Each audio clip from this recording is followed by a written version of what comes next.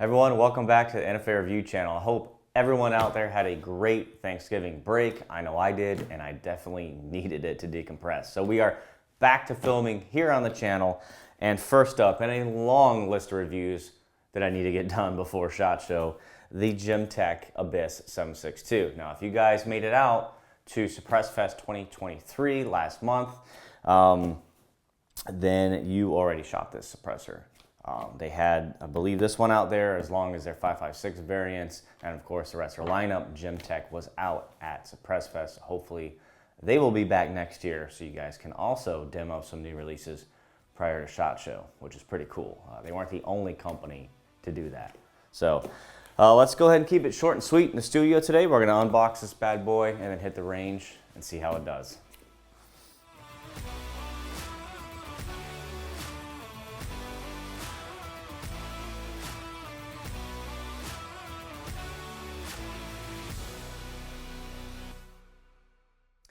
All right, let's see here. Gemtech does a pretty solid job at boxing. They still give you these pouches, MOLLE adaptable on the back, so pretty cool.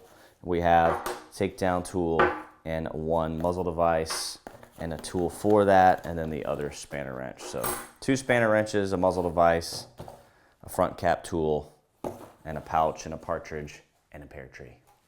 All right, let's get to the nitty gritty here, so we can hit that range and see just what this sounds like. The Abyss 7.62 comes in an overall length of 6.6 inches. It has a diameter of 1.64 inches.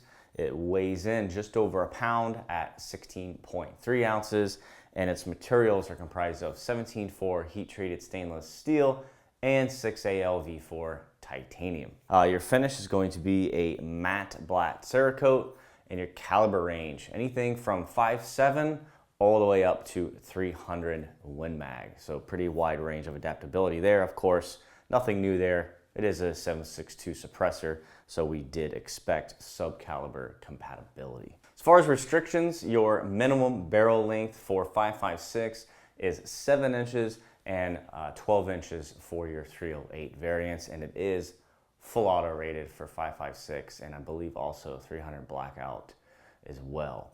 MSRP comes in at $945. Now that we have the nitty gritty out of the way, let's go ahead and cover what makes this sucker a little unique, its special features, and then we'll head out to that range so you guys can actually hear the tone of what this Abyss 7.62 sounds like. As you can imagine, the mount on the back is 1.375 by 24 hub interface, so of course we can use pretty much any manufacturer's mounting systems on this suppressor. The first baffle as well, the cone of the baffle is right about here. So right at the end of this pretty cool engraving here, or machining on the outside of the tube, just to give you an idea. So if you do have a mounting system that has a pretty long muzzle device, you're good to go. It's not going to hit that first blast baffle. Hard to get a count in here, but it looks like 1, 2, 3, 4, 5, 6, 7 maybe baffles. Again, starting right around here. I only have right now one mount, the one they shipped with it for the test and evaluation. This is 5/8 by 24. So I'll be able to use their mounting system on 308 and 300 blackout today when we hit the range. Specifically, we're going to be shooting this bad boy here. I love that gun. But as far as my 5.56 testing today, I'm going to have to use one of the other mounts that I have a plethora of in the safe, and we'll just adapt it with another company's 1/2x28 thread pitch mount. Whether we go QD or direct thread, I'm going to dig through my parts bin and see what I got. Now the front cap, pretty interesting. It is removable and it is vented. This is to aid in not only back pressure, mitigating back pressure to the shooter's face and of course your weapon system, but also for flash. Pretty neat design here. I'll show you some close-ups here. You'll actually see on the inside of the muzzle where the gas can exit there, and then it kind of shoots outwards at a 45-degree angle out of the front cap. So that's pretty neat. And then on the actual suppressor body itself, again, I'll show you some tight shots here. you'll see more venting out of the front. So this seems to be an industry trend. What we're seeing lately is on rifle suppressors, a lot of manufacturers are starting to come to terms with the fact that the at-muzzle numbers are not as important as the at-ear numbers. And if you have a corked up suppressor system, you're going to have more ejection port noise, higher dB levels at the shooter's ear. So this is safer for the shooter, but not as impressive, right, as an onlooker shooting, because you're going to have a higher muzzle report. They're not the only ones doing this. It's kind of a trend now in the industry. Seems to be the thing everybody's doing after the 1.375 by 24 hub here. Now that everybody's pretty much on board with the universal hub, they're moving on to less back pressure, high flow suppressor designs for their rifle cans. But this one's pretty unique. Kudos to them. Very, very clean design. I'll show you some close-up shots there. Looks really cool. Unknown if you can throw a 5.56 cap on here. I'm pretty sure you can. I know they have it on the other model. I don't know why you couldn't just buy it and put it on here. If you wanted to tighten that bore aperture up just a little bit for when you're shooting 5.56 only for the day, but pretty cool there. So if you do have a baffle strike issue, of course, you can swap that out. So very interested to find out how well the system works. Again, I'll try to shoot in some shaded areas, and we'll see if there's any jetting coming out of the front of the suppressor. Believe that's it for that. I wanted to cover the mount. Pretty unique. They call this their Elite taper mount. So of course you have a taper surface here on the inside that corresponds with the taper surface on the muzzle device. Now it's very important. This is not a flash hider. This is a brake, and it must be timed a certain way. So it comes with a very detailed manual. So I'll be sure to read that before I get out there, and we'll time this to each host in between takes. Luckily, I have a hitch set up for my truck, so I can actually do this all in the field. So that is very helpful. So very cool system. I'll show you some close-ups out there on the range of that while it's actually under use versus here in the studio. So with that being said, I'm going to pack up a 300 blackout, 308, and a 5.56. Get out there, and we'll see how it does. Before we get shooting, a quick word from our sponsor, Capital Armory. They're the nation's largest silencer dealer and have expanded their silencer shipping ability to multiple states, with even more on the way. They can still ship directly to Texas residents, but they can now deliver silencers directly to your door for those in many other states. The process is simple and keeps everything in-house. So there are no additional dealers, transfer fees, or headaches. They manage the entire process from start to finish to make your life easier. The process is very simple.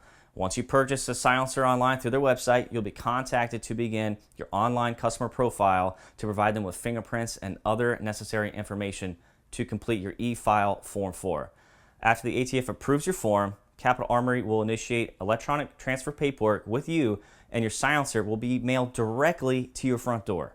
And the best part is, your customer profile only needs to be done once, so you'll be ready to go for all future orders. Head to capitalarmory.com today to learn more.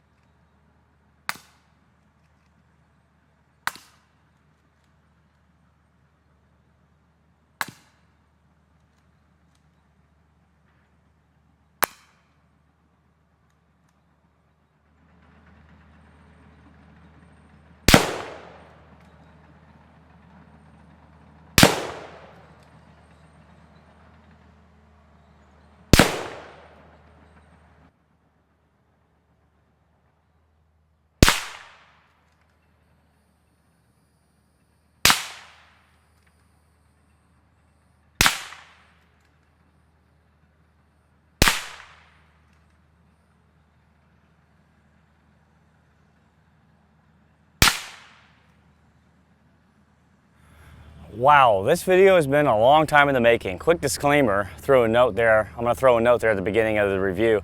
I actually got the suppressor and filmed the studio portion a while ago. Actually, when I edit this part, I'll look at the actual date on the card for when I filmed the studio portion. But it was well before Christmas. I think it was in November, if my memory serves me correctly.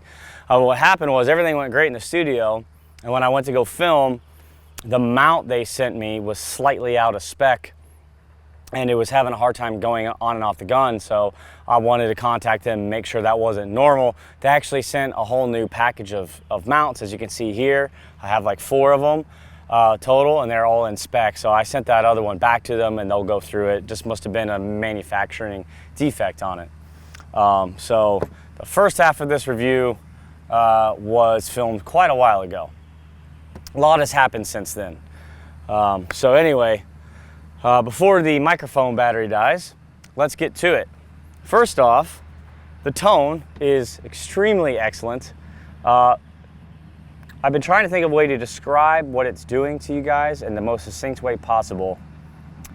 And this suppressor, because of the venting out of the front, has a unique way of throwing the sound forward and like an echo type sound profile. It's really unique, it's really cool. It had a very pleasing tone on the 16-inch 5.56 Geissele here. Now this gun typically is over-gassed as it is, so it runs well dirty. But I wasn't getting like completely gassed out like gas mask style. I mean, I was getting a couple whiffs of gas if I was shooting rapid fire in succession. But as far as just being too gassy of a suppressor, it is not. Sound profile on 5.56, very good. Didn't have that high pitch frequency that hurts the ears after a while. Sounded really good.